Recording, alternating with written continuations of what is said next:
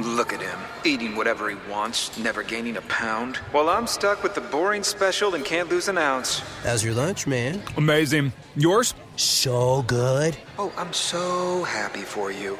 Cool, buddy. Weight loss isn't fair, but Mochi Health is. The affordable GLP-1 source that can fix your frustration with food. So, same time next week? No! Definitely. And your friends. Learn more at joinmochi.com. Mochi members have access to licensed physicians and nutritionists. Results may vary. Yeah, what's happening? We about to bring that action. Gotta hold it down for my Seattle Kraken. Hey, we going beneath the waves. We going beneath the waves. Get it hype, step onto the ice. Ready for some action. Release the Kraken. Hey, we going beneath the waves. Going beneath the waves.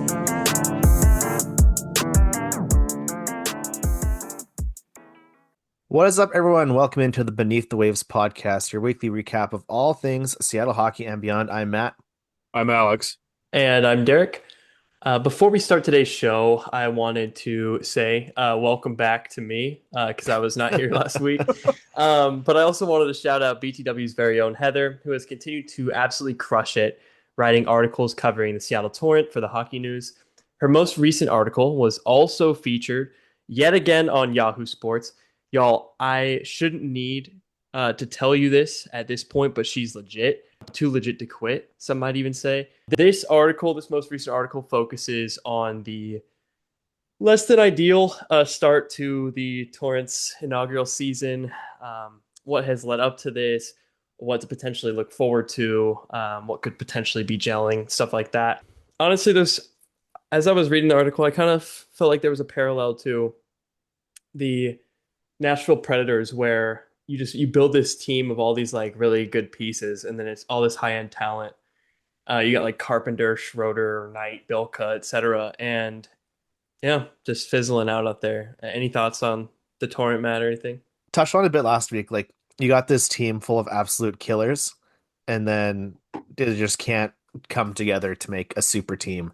So like, we have all the individual Avengers movies, but we don't have the awesome team up climactic event that ends up happening. So hopefully, a couple weeks off, because they don't play again till like the 25th or something like that. We'll let them kind of get that synergy some more, or maybe just let them recalibrate and reset. We got a handful of them off at the Olympics coming up right away here. So we'll see. There's still plenty of season to go. So plenty of time to turn it all around. Definitely. It just feels like I don't know, they're just not being able to figure it out.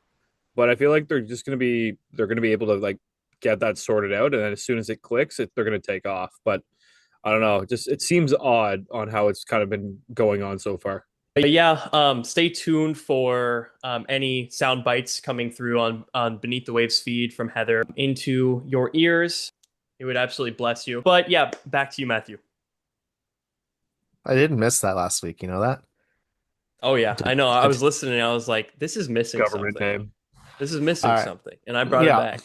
Well, it is episode 55 for us here on the BTW pod. On today's episode, we're going to look back at the last week of games. We're going to check in on the Kraken news and look at the week ahead, our last little stretch of games before the Olympic break. Before we get into those things, however, Alex, can you take us through a little money puck around and find out action? Absolutely. I don't know about you, but this season's just been off the charts. We've been going up and down, up and down. The roller coaster just continues to move on. But right now, with 2 games left before the Olympic break, the Kraken sit at 64.4% chance to secure a playoff spot. So we're not failing.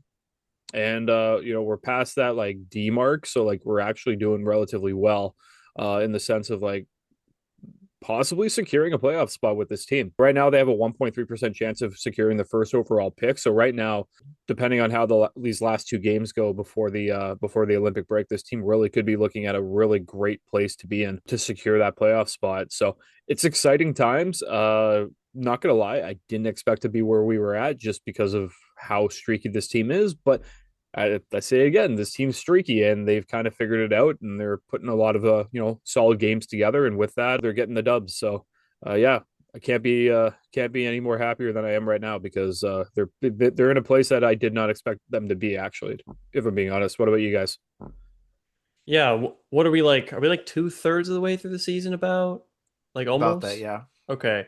And yeah, on Money Puck, they have us at, 65% and a 91.4 points projection.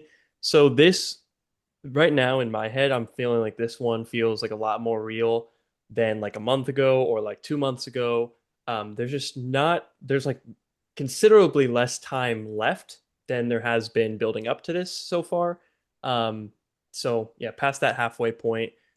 So I feel really good about where the money puck wheel has us right now, and it's drastically different than even a few weeks ago, when we were starting to fall back into like the 30s area, and now just like that, we're back. Let's go. Yeah, I feel I got to go back and listen to all our episodes from this season and do like a scatter plot in Excel or something just to see how much we bounced around from week to week because it feels pretty nauseating at times. But I like what you said there. I didn't think about it how like we're getting closer to the end of the season, so it's starting to feel more real. Because when you have that in the third week of October when the season's just starting. That just seems like wishful thinking, kind of like we're just like, hey, we're on a good track 2 weeks into the season and we're totally going to make the playoffs. And then we go through that huge dip. But as we get closer to the end, we have, I think, I would say like less opportunities to trip up and lose that spot versus, we had that really awful December that messed us up. And we had a really good January, which we're going to talk about. So we are running out of room to botch it and make a mistake. There's still plenty of room to do that, but that window is slowly narrowing for us to secure that spot, which is pretty sweet. I think the other thing we really need to focus in on, and this is something that I just wanted to pull up because I was like, okay, what does the Pacific look like? It is just absolutely wild. Like Vegas holds the first spot with 64 points. Edmonton's right there with 64. And then between third and sixth, the Kraken are at 61. LA is at 60. Anaheim's at 59. And the Sharks are at 58. Like, Yeah. realistically speaking, you lose one or two games, you're in sixth place in the division. Like, that's how close this division is this season. So, like, as much as that we're in a position where 64.4% is a great like outlook to have right now, you could have two bad games and you'd be like, so we're at a 32% again because all the teams win below you. And it's funny how this season has worked because I think any other season where we'd be at right now, it'd be like pretty safe to say that we're going to secure a spot. But with the way the Pacific is working out, it's so weird because like every game really does matter this season. Yeah, well, not to get 40 minutes ahead of ourselves, but our remaining two games for the break are against the Kings and the Ducks. So if we like Let's those are go. two pretty solid games. If we lock those down, that's just going to give us a little extra bit of cushion. Yeah. So What's our current win streak at right now?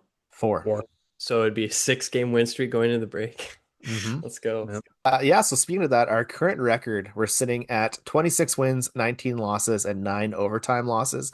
I really like when I go into the Google Doc each week to update just that line of text, and I have to do more updating on the left-hand side of that stat line than in the middle or the right. So it's been really good these last couple weeks. As you said, we're currently sitting in third.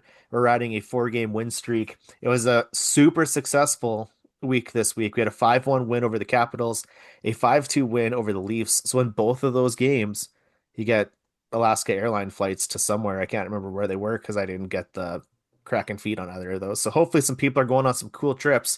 And then just yesterday we had a 3-2 win over the Golden Knights, which always feels awesome to see that happen. Like I said, super great week.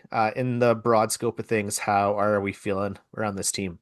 I mean, back to back 5 goal games when it feels like it's rare to see this team get more than 2 goals in a game. That's just unreal. And just 4 straight wins, but 3 straight wins this week.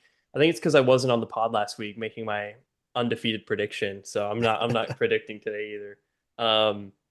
But I also just wanted to say like it just feels like we're starting to make some progress offensively. I was looking at the stats and we're like 30th right now for expected goals for. And we're usually like dead last by far. So we're kind of climbing up, like that's always been our weak spot this year where our goaltending has been insane. Defense is like mid and then offense is like the worst in the league. Offense is like not the worst in the league anymore. It's like a little bit above. And when you look at our actual goals for, we're 23rd in the league for that. So, yeah, scoring goals above expected as well. So, feeling pretty good about this week. What about you, Alex? I'm absolutely ecstatic.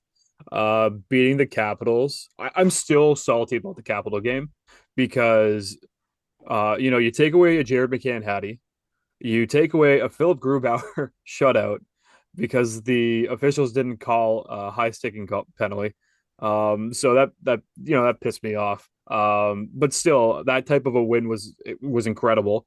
Bring it into the next game against the Leafs, and we just absolutely embarrassed them. And as a former Maple Leafs fan, it was just like chef kiss beautiful. And then taking it to the Golden Knights in their own barn and just humiliating them. And I'm pretty sure all those Vegas players were having nightmares of Joey Daccord absolutely robbing them left, right, and center. So like you get like 3 games in a row where it was just absolutely wonderful to watch. One of the guys I just really want to shout out, Jared McCann. Like we've been screaming for a goal scorer. And Jared McCann comes back from injury and it's like he hasn't missed a beat. 29 points in 30 games. Like just imagine where he'd be at if he was healthy. Like I've released 37 points and he's played the entire season. Like missed a game here and there. But like what are we thinking Jared McCann would be at if he was fully fit like the whole season? Like 50, 55 points already at this Yeah, point? Like absolutely. he'd probably be hitting around Yeah. 30 goals, like give or take. Like that's one guy I got to shout out, but Matty Beniers as well. Like I know a lot of us have given him a lot of like flack over the last couple of months and even last year. But he's been fantastic. Like, yeah, he's broken some records and tied some records, in January. And we're going to get to that later. But like the guys that we've needed to step up have stepped up and taken on that mantle and have delivered.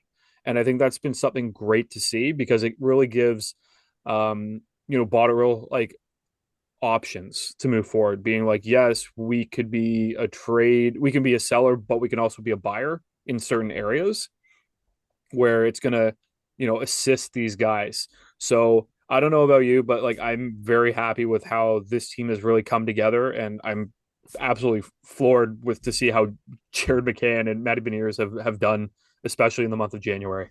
Yeah, and you know what?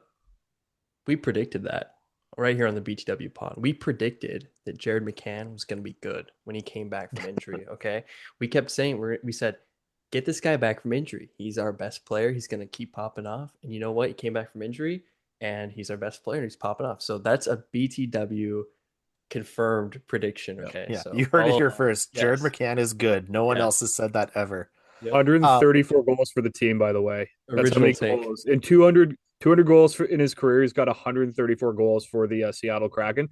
He's also shooting at a 22.2% percentage for goals like this season. Like his goals per like shots on net is insane. So like you hope that Yeah, doesn't that's an cool off. unreal Like percentage. that's insane. So I'm not going to complain whatsoever. Like he can just keep putting them in the back of the net. If he reaches 30 goals this season, I would be blown away, but I can totally see it happening. One thing I'll say about these games that I really enjoyed is, like I said before, all the games we had this week was the visitor broadcast for us. Yeah. And especially in the Capitals and Leafs game, I could only kind of listen to the Golden Knights here and there because I was out at a thing and being antisocial in the corner, kind of tuning in here and there. But with the Capitals and the Leafs game, their analysts and panels and stuff like that, they were like so bummed out that they were losing to our team. I think it was especially the Capitals when they're like, what are we, how is this happening? What is going on? How are they losing to this team? And that felt pretty good. That put some air in my tires and had me pretty pumped up. I wanted to highlight a couple stats here that just kind of summarize the last little stretch as a whole. In the month of January, which at the start of the season when the schedule came out, we were dreading this month because we had 17 games in 31 days. We thought it was just going to be an absolute slog and we were going to do horrible. The Kraken came out with a record of 10-5-2. 10-5-2. So 12 out of 17 games, we got points out of that. And I don't think anyone would have seen that coming. So yeah, we got heads shaken in the Zoom window here. So I don't know, like, was there a certain standout moment from this month or just the vibe that you're feeling about how these last 31 days went? Health. Like this team, like relatively speaking, was healthy.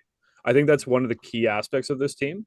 Like we did lose Berkeley Catton, but like overall, like there weren't any long-term injuries. Like, I think Ebbs was out for like a game or two with like the flu, but like you didn't have like any severely impactful players like being out When for did like when did Montour come back? Montour came back, I think middle, like maybe the 10th or 11th of Jan. Like I'm pretty sure, like Yeah. early doors, but like realistically speaking, like we didn't like lose anybody for like a long period of time. So I feel like this team that we've been waiting to see for months on end finally was able to like get a full lineup together, and they're starting to really gel together. Like we've talked about this team. Like if you look at this team on paper, they look good. Like realistically speaking, you look at them on paper, they look good. Like let's not look at stats because like the Kraken, you know, tend to not score a lot if we're gonna go that direction. But like if you look on paper, they look like a good team. And I think what we're finally seeing is that this team has come together, they've gelled, and they know what they have to do. Like they're gonna play offensive, they're gonna play a defensive game, but they can also score, and that's what we're seeing. We've got our goal scorers back. So they're benefiting in every direction. Our goaltenders are doing exactly what they need to do as well. Like, yeah, they're gonna have a shaky game here and there, but like ultimately speaking, like they're standing on their heads. And if you have a tandem like that, that can bring you far in the playoffs. Yeah, for sure. I'd say that my like standout moment is probably this last week. Very very clean week going 3-0 and 0. You can't really hate on that. I feel like things are just going in the right direction, especially ahead of this break that we're about to take for the Olympics. But I think Alex said it pretty well. There's the bedrock of the team that's like the goaltending, but also the offense is kind of ticked up lately.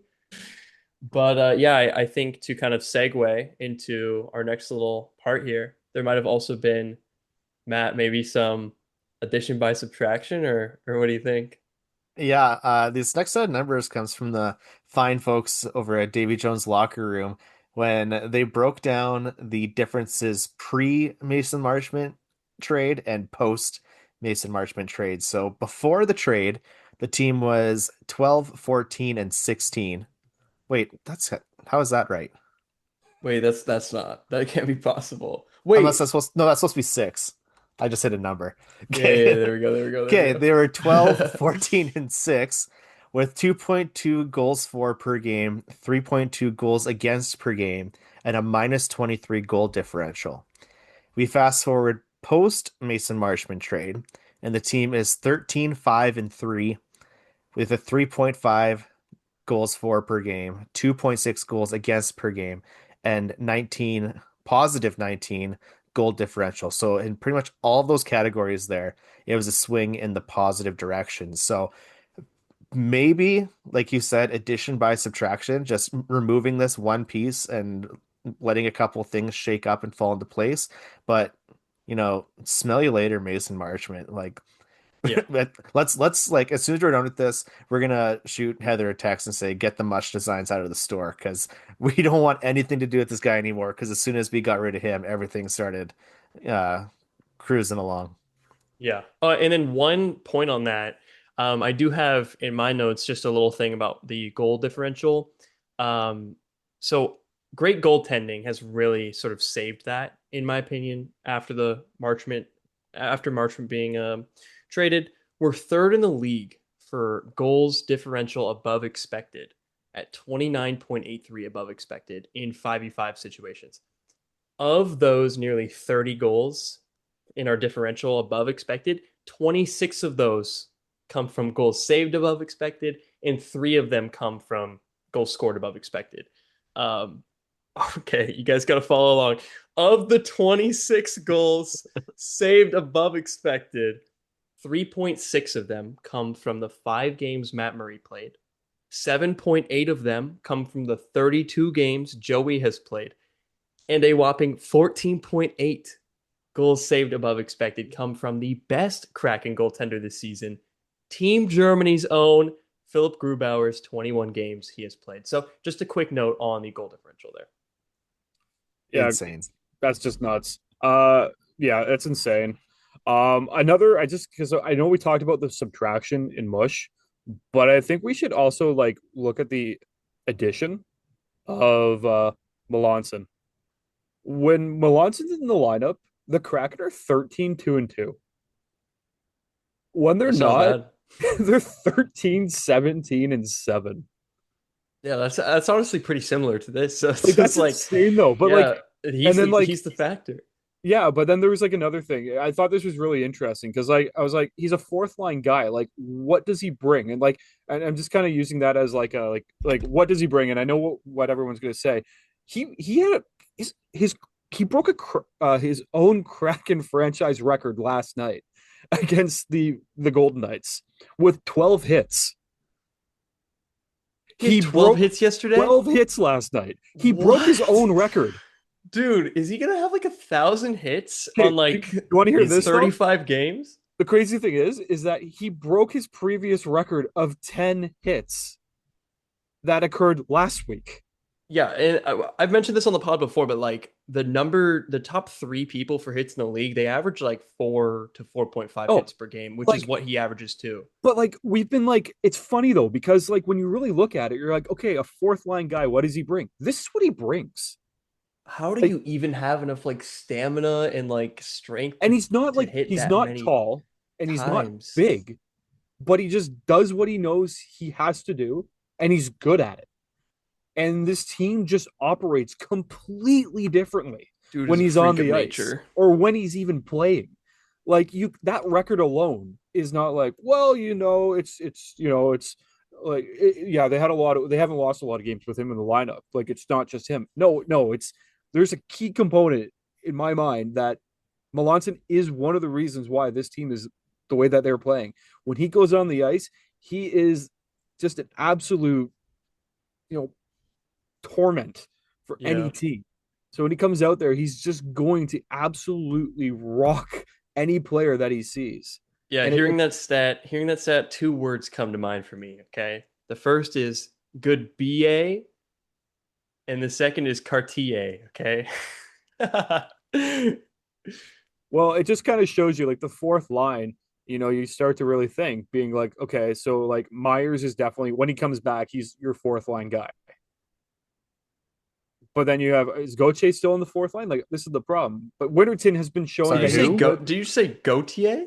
Oh, not Gauthier. Gaudreau. Jesus. Jeez. To talk about somebody that you used to know, hey? Yeah.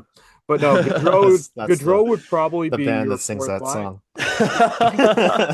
Gaudreau would probably be like I don't know if he'd play fourth line minutes, so you probably have Myers back on the fourth line. But then like Winterton showed that he can play, up top, higher and better other than a fourth line player. So, but like at the end of the day, like that fourth line is such an impactful line that like anyone you slot beside Melanson, it's going to be great.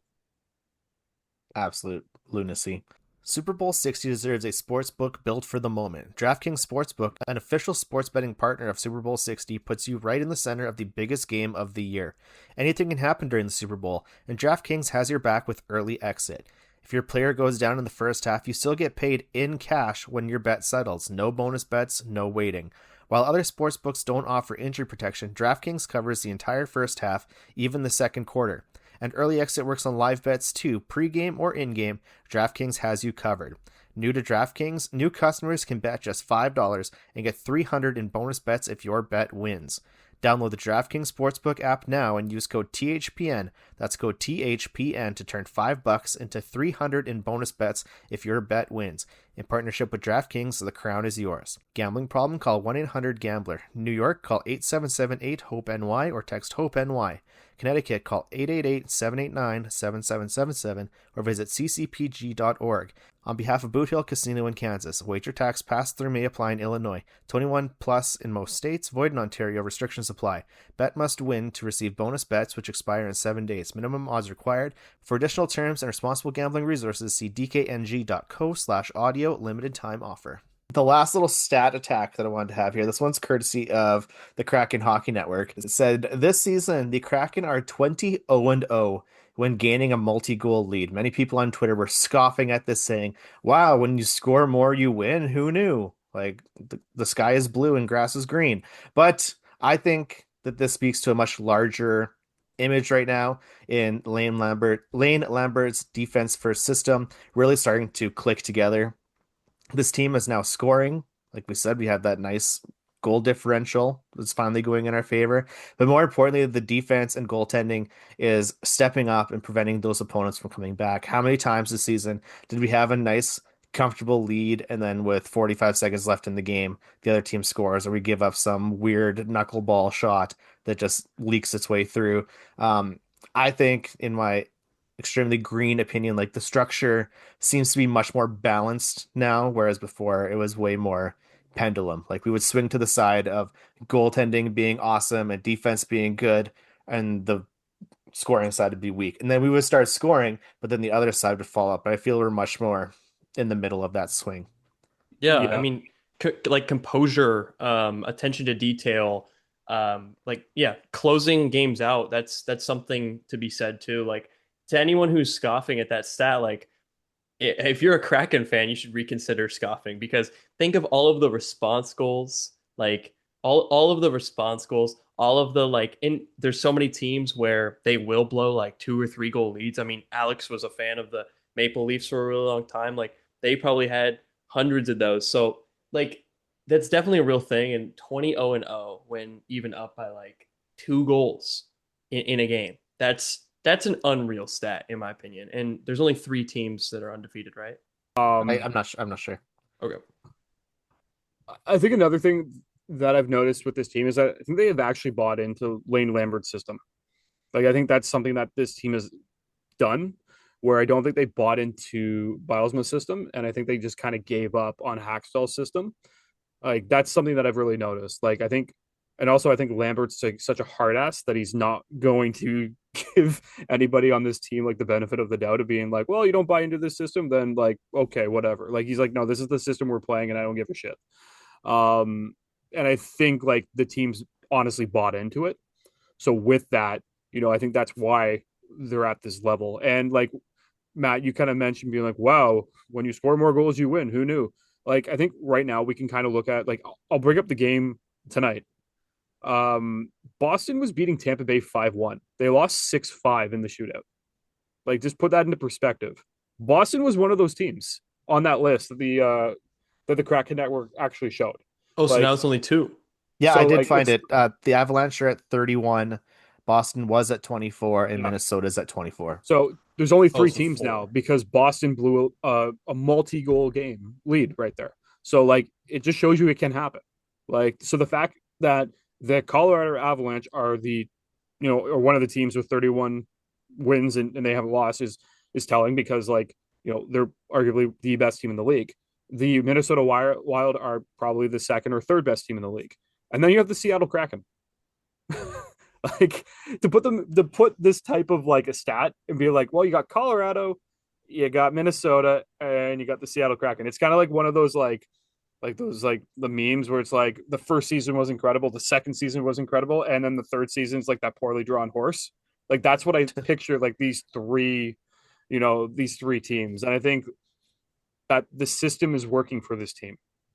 And the team's bought in, and that's why we're having such a successful, season so far, under Lambert.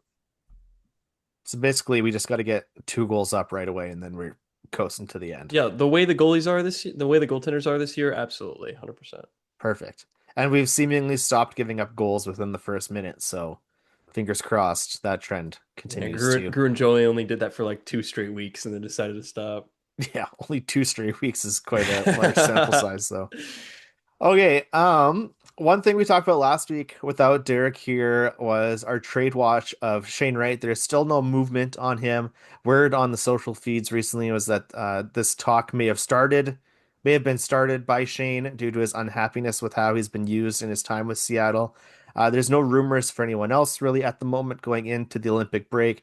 You'll get all sorts of very vaguely worded, like I said last week, the sky is blue reporting from some of these insiders. Like the one that happened this week was the Kraken have a lot of upcoming free agents, and if they don't sign them, they're willing to move them. It's like, oh, no way. That's so incredible. Derek, since you weren't here last week, what do you feel around this whole Shane situation? Yeah, first, I just want to say it's hilarious that Pagnotta was like, yeah, if the UFAs don't sign with the team, they may be leaving the team. It's like, oh, wow, okay, thank you.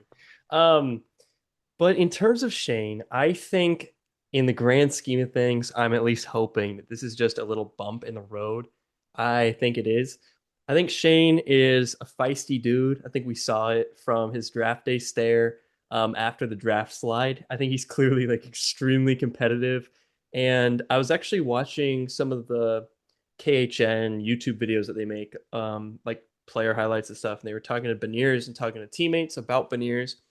And him and Shane were both talking about how they kind of have this like competitiveness amongst like each other of trying to like, beat out the other guy and like all this stuff. So I think he sees himself in like Beniers' shadow maybe right now and wants more of like an opportunity to like claw out of that role, to get on like more equal footing and like be respected similarly.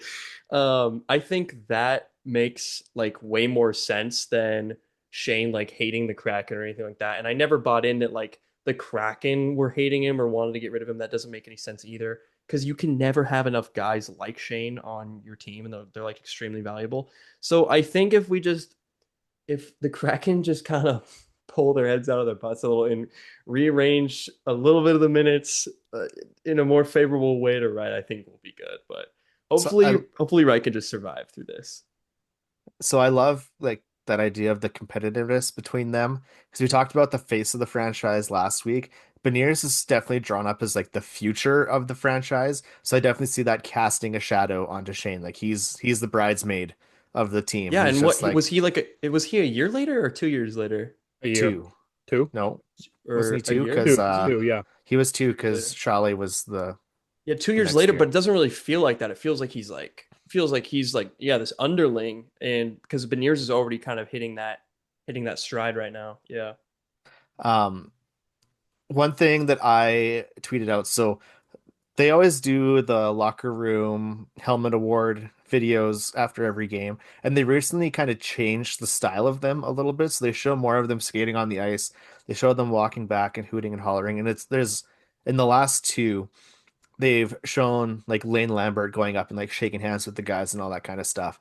And after the Leafs game, that was the game where Shane scored twice, I believe. If not that, the Capitals game.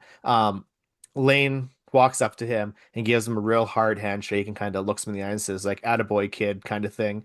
And I tweeted out, "Okay, I'm putting on my tinfoil hat. That's it was nice knowing you kind of handshake, and that he's gonna be shipped out right away." Just like seemed like that, and that's again just me maybe kind of trying to clickbait a little bit. But one thing that a person said in the replies was like, I viewed it more as Lane might have had a conversation with them saying like, "Hey, we know what you're capable of. We want you to like step up," and then he exceeded the expectations of Lambert. So it's like a proud dad kind of moment coming up and shaking his hand like that. So I'm still.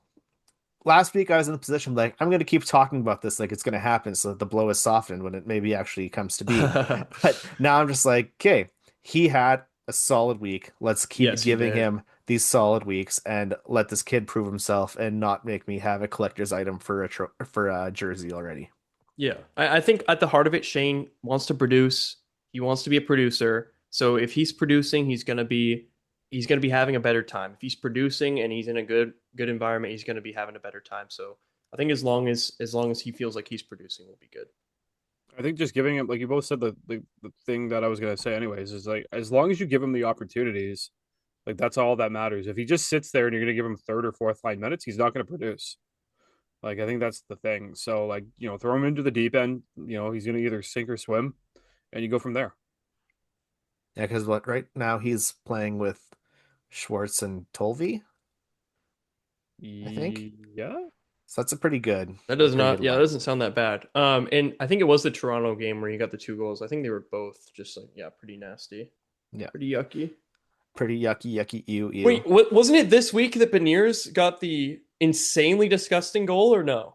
That's like every week at this rate. Yeah, but the one where it like went to his stick, he like does the little open up where he brings it right into his skates and then That does was the last backhand. week. That was Oh last my week. god, dude! I'm in a time warp right now because I wasn't on last week's pod. I know, but they're all blurring together about how Yeah, amazing it's Matty just Beniers has going been. off. We unfortunately mentioned this before, do have an injury update for this week. Berkeley Catton has been ruled out for the remainder of the 2 games until the Olympic break, following a hit to the head by Oliver Ekman Larsson. He just absolutely leveled poor Berkeley Catton, who was like half of his size and just kind of skated with his head down, got blasted by him. Karts was brought in to fill a spot, which I'm sure made many people happy.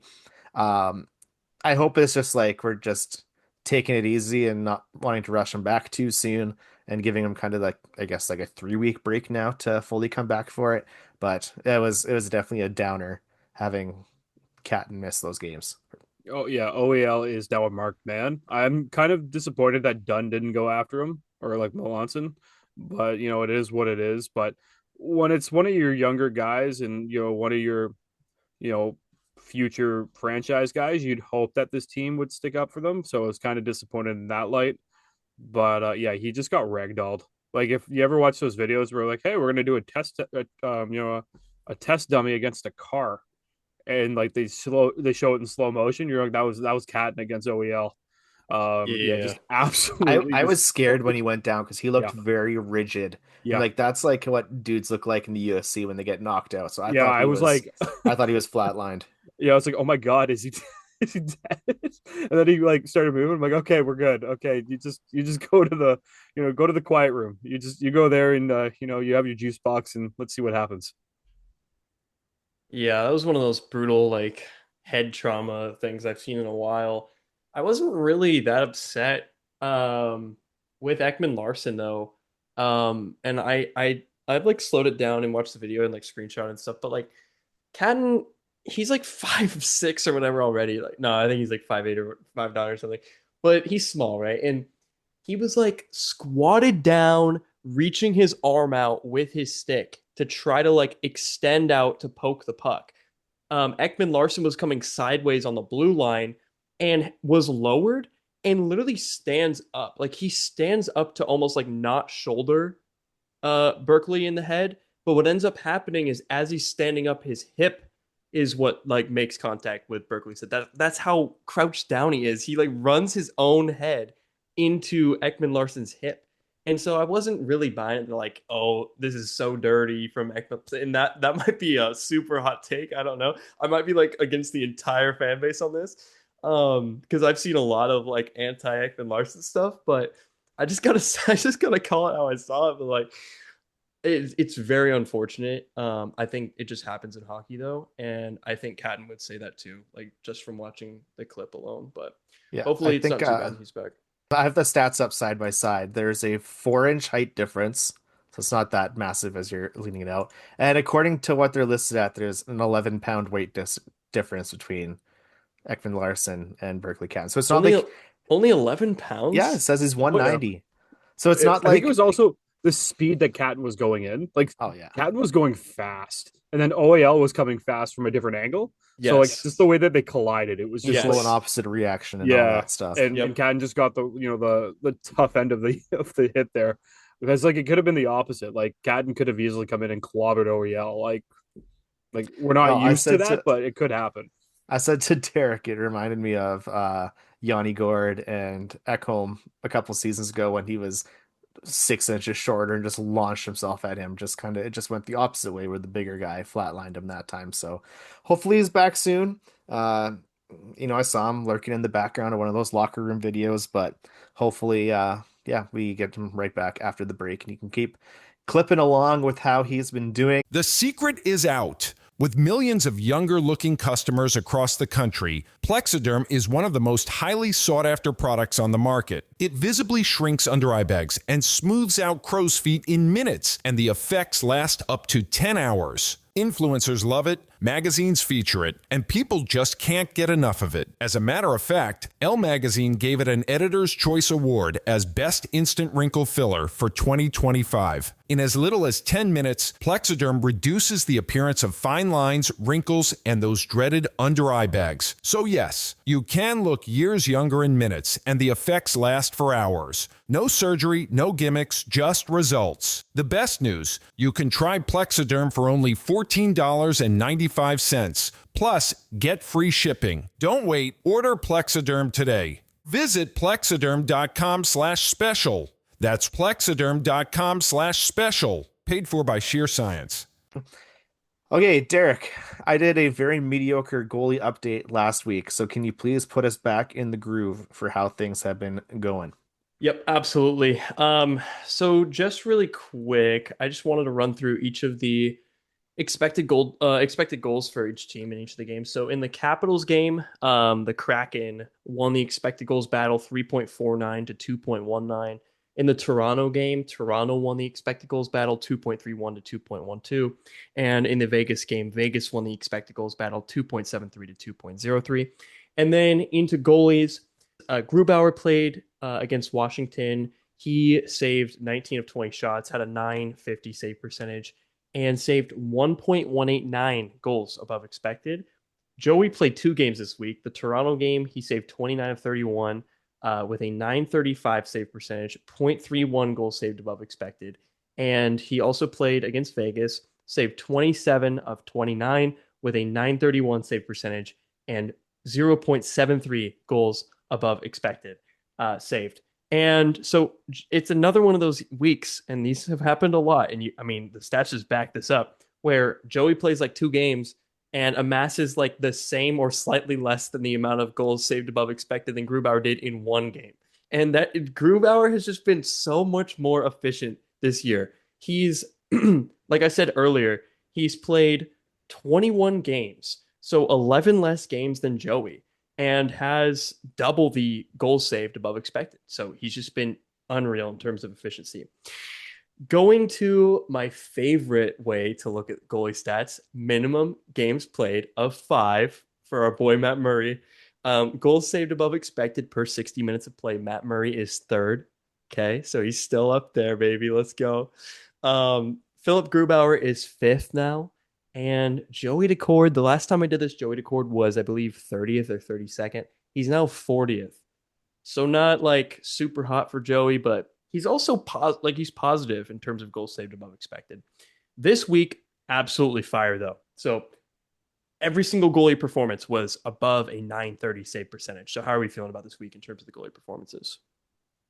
I mean, given that our bar for success this season has been we want above 900, and we're exceeding that, so you can say we got to get above 930 now. Like, I just want to keep raising that bar like it's the high jump pole and just try to like stretch it a little further each week. I think this week is going to be a very strong showing of it because we do have a back-to-back. So it'll be one guy and then the other guy. So hopefully they both get some good rest this weekend. They didn't get too wild in Vegas after that win. Joey certainly looked fired up after the Vegas win. He was fist pumping and kicking and shoving guys and jumping on the dog pile. But yeah, I'm stoked for these guys. Like I said before, I can't believe I'm living in a world where I get pumped seeing Mike Benton tweet out that Philip Grubauer was the first one off the ice, but here we are. Yeah, I think this last week was one of those times where you don't care who's in net. Like, I don't know about you. Like, I'm excited now that Grubauer's in net, and I'm excited when Decord's in net. Where, like, previous seasons and earlier in this season, it was like, years past, it was like, oh, Philip Grubauer's in net. You're like, oh, damn it. Like, really? And, like, earlier this season, it was like, oh, Joey's in net. You're like, oh, he's just not having a good year. Like, now it's just like, I don't have to worry about that. Like, I really haven't had to worry about that. It's just like, oh, Joey's playing tonight. Oh, Gru's playing tonight. Excellent. I'm not worried about it. And I think that's something that's so key because you see across like the entire NHL within fan bases when they're like, oh, my backup is playing tonight. This is not good. This is a guaranteed loss. Or you'll have another guy being like, oh, well, he's not really having a good time. Like, I'd rather have the backup in. Like with the Kraken right now, like both goaltenders are hot and they're doing great. So like realistically speaking, I couldn't care less on who's in net. Grubauer is gonna play exceptional regardless of, who he plays. And Joey, I would say like 9 out of 10 times is probably going to have a great performance. And that's exactly what you want. So if this can continue and, with 2 games left before the break, I would definitely think that, the team is going to be pushing hard because, a handful of these guys are not going to be playing for like an entire month almost. So you're definitely going to hope that, they come out strong and they know that, within a couple of days, they're not going to have to worry about that. They're just going to be able to watch Olympic hockey. With the break, are they like barred from practicing? I don't think so. Like, Or I can think they they? can practice and like, because like think about it, like a bunch of the guys going to the Olympics are going to be playing like full on games, like so they're going to be. I think they're going to have the ability to like skate and practice. I don't know if it's like team mandated, but like I know that they'll be able to like go to the rink and do stuff and stuff like that. But I Or can wasn't that like a guarantee few you, years ago? Some team practiced like during the Christmas break or something, and they got fined for it. Maybe yeah, that's what I'm thinking of. yeah, I think Christmas break is like specific, but like I'm pretty sure with the Olympic break, like I'm pretty sure you're gonna have like a lot of people go away for like a week because like it's kind of like the All-Star break, but I think a lot of people would be back the week after to start getting back into the swing of things. See who goes parties in Mexico on a catamaran or something. Okay, our last thing to talk about from this week, we've already touched on some of these bits here, is our milestones. And it is a very Jared McCann heavy week. But just again to quickly touch on Jacob Melanson, we said before, set a new franchise record for most hits in a game at 12. And like Alex has said, this broken record comes just 1 week after he broke the previous record. So let's get 13 this week, Jacob Melanson, to like just start hitting people for the sake of hitting people. Make it happen. Okay, to the Jared McCann side of things. Jared McCann and Matty Beniers both tied and they tied each other in setting a new franchise record for most goals in any month for the Kraken at 10. So that's pretty awesome. Yeah. Yeah, that's the one I'm most hyped about because Matty Beniers is popping off, bro. Like I told you today, like, yeah, Jared McCann is the dude, and yeah, maybe we did predict his success, but Matty Beniers, bro, we didn't know he was gonna be this good, so that's dope. Well, they tweeted out a picture after the Toronto game saying that Matty Beniers set that record and Jared McCann set one that we're starting to talk about right away. And I said, we still got one more game to go. Like let's add a little cushion to those records and bump it up. And sure enough, Jared McCann did that because Jared McCann set a franchise record for most points in a month at 20 points in the month of January. So that's very exciting. I guess that's like one benefit of having 17 games in 31 days. Hey, is you get lots of opportunities to get points on the Yeah, board. And absolutely. and then our big one, Jared McCann scored his 200th career goal against Vegas, and it was an absolutely beautiful one with him just slapping in a one-timer from the circle like he likes to do. So all hail Jared McCann, hey?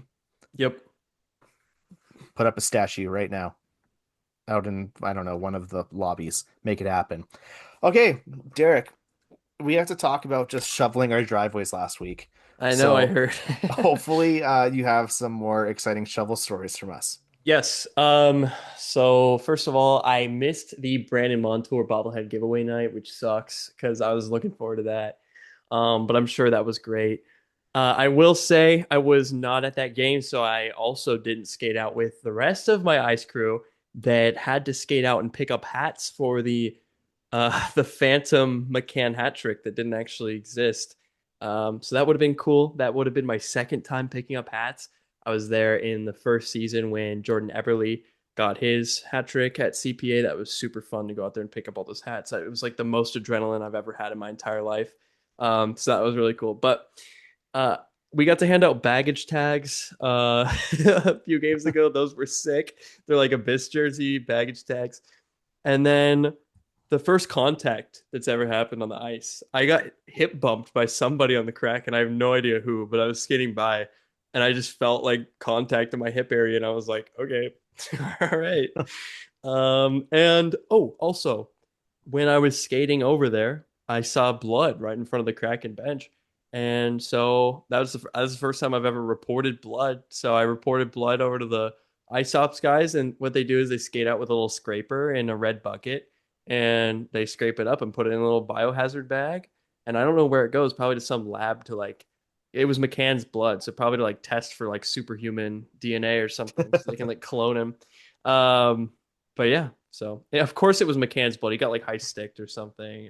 Bro just needs to like be bubble wrapped. I know he's not like injury prone, but like the amount of stuff that comes his way is insane.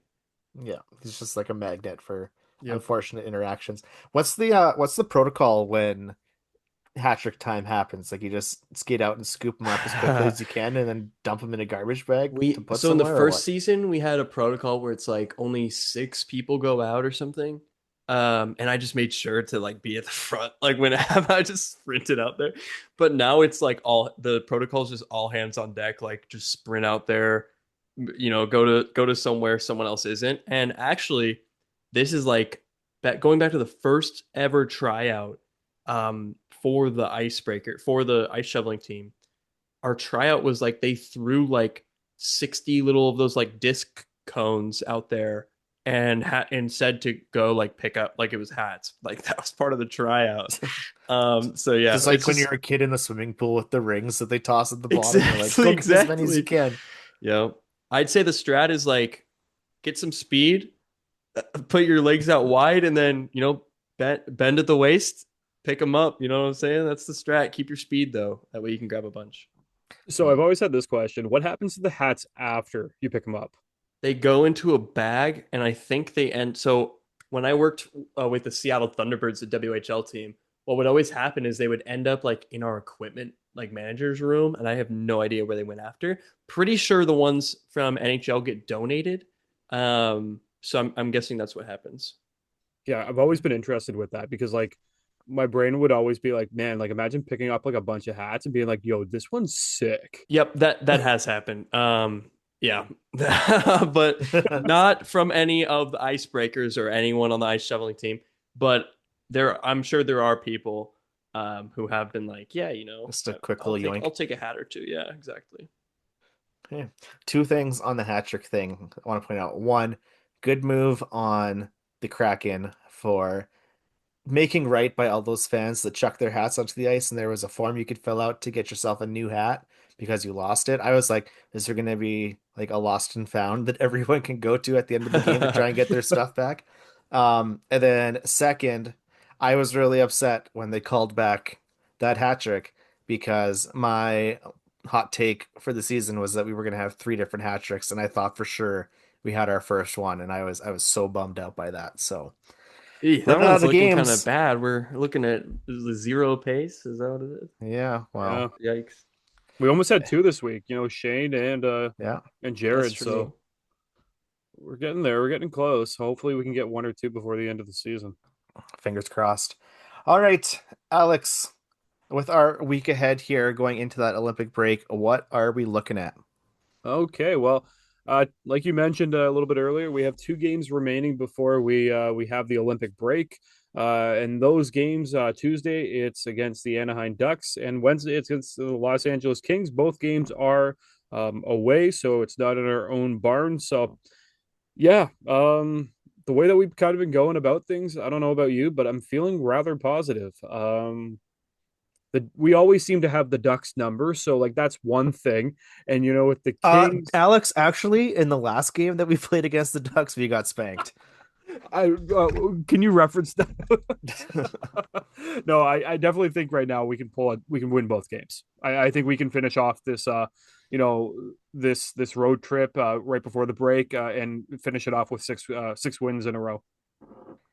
Yeah, I'm hoping for at least points in all these games. So give me straight out wins or give me bonus hockey losses. Just don't get any in those L columns. I want to keep that 19 at a 19 when I update the doc next week. And Derek said he's not going to make any picks because it was good luck to not. So are you still standing by that? No comment. Yeah. No comment. All right. And then Alex, lastly, what's the Haps down in Coachella Valley right now? So the Firebirds are now sitting 5th in the Pacific with a record of 23, 14, and 5. Yager Furcus stands equal in points with Logan Morrison at 40 points apiece.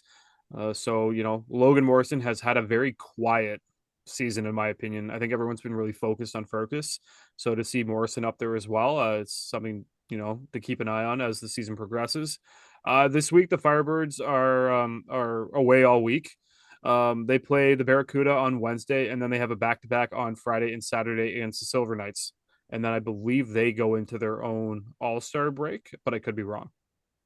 When Berkeley Catton went down earlier this week, I was just waiting for the press release that Jagger Firkus was going to get called up to be his replacement, just so that my prediction could have come true that the people named to the All-Star game always have to miss it because they come up to play. But no such luck. We got Ty Cartier instead. Ugh. Alex, I gotta say, you did a phenomenal job dodging my little roadblocks that I put into your thing there. I saw them, and I was like, not gonna lie, I started reading. I was like, motherfucker, what are the two of the guys? Yeah, it says Jägerfergus stands unequal in points, and then also this week the Firebirds are all away all week long. You're lucky I wrote this, and then like when I was like, oh, someone changed it because I didn't write that. There's lots of different colored underlines happening in there. The Google Doc is not happy. All right. Well, hopefully when we come back next week, we are going to be in just as happy of a mood as we were this week. Derek, as we close things out here, can you let everyone know where to find BTW online? Yes. First, go to bit.ly/BTWSTORE, BTW store, to cop some of our dope merch.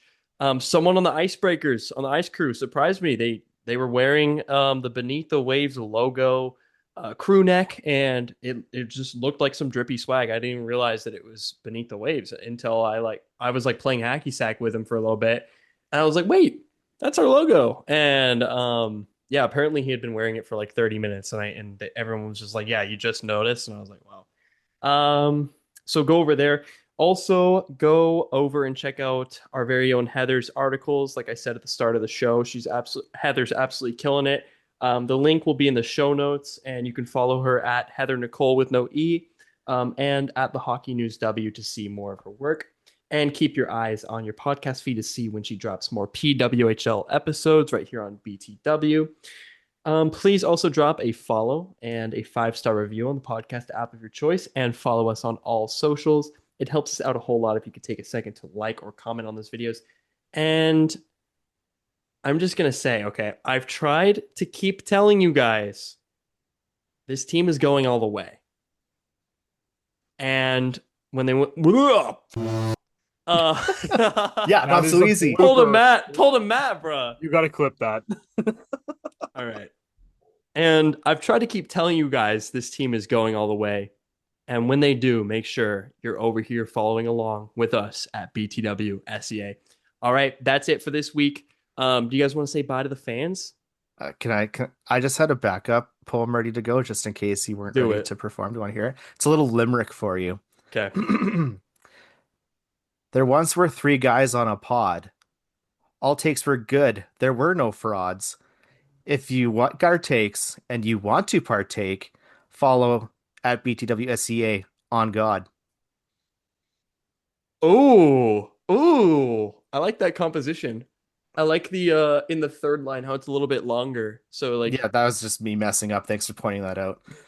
Oh no, it actually worked good because it subverted my like expectations. Oh, when my students' work subverts my expectations, I just say it's bad.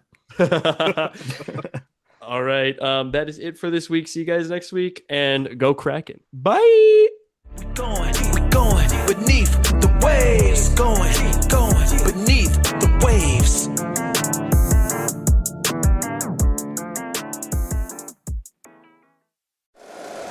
If you like the show, please take a moment to rate, review, and subscribe. It really does help the show to grow. Thank you for listening.